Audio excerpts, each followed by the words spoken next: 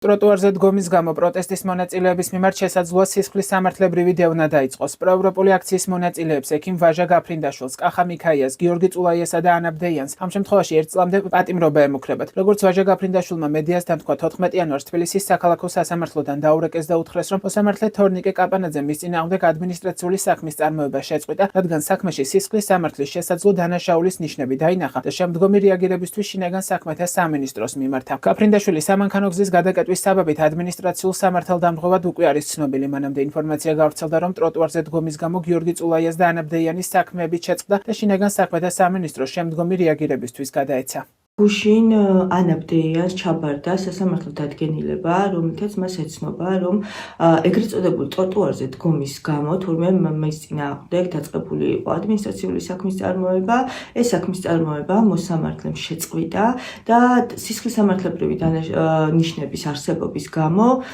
გადასცა შინაგან საქმეთა სამინისტროს შემდგომი რეაგირებისთვის.